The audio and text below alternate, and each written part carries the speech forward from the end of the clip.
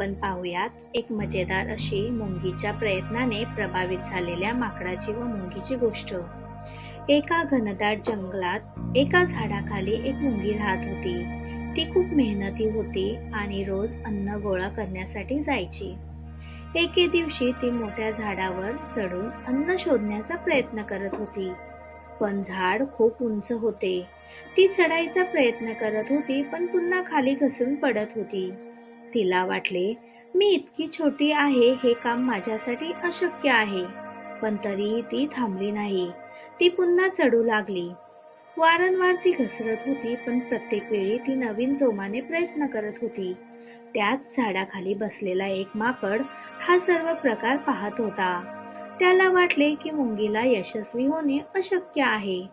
पण अचानक खूप प्रयत्नानंतर ती मुंगी झाडाच्या टोकावर पोहोचली आणि अन्न गोळा करून पुन्हा खाली आली. वानर खूपच प्रभावित झाला आणि त्याने विचारले, तू इतक्या वेळा अपयशी झालीस तरीही प्रयत्न का करत राहिलीस? चिंटी हसून म्हणाली, प्रत्येक वेळी मी घसरत होते तेव्हा मला वाटायचे की आता मी आणखी चांगले चढू शकेन. हार मानली असती तर मी कधीच यश मिळवू शकले नसते. तात्पर्य असाच की प्रयत्न करत राहिल्यास कधी ना कधी यश नक्की मिळते. हार न मानणे हे यशाची गुरुकिल्ली आहे. सुंदर अशी गोष्ट आहे जी खूप प्रेरणादायक आहे. जीवनात अनेक अडथळे येतात पण सतत प्रयत्न करत राहणे यशस्वी होण्याचा खरा मार्ग आहे.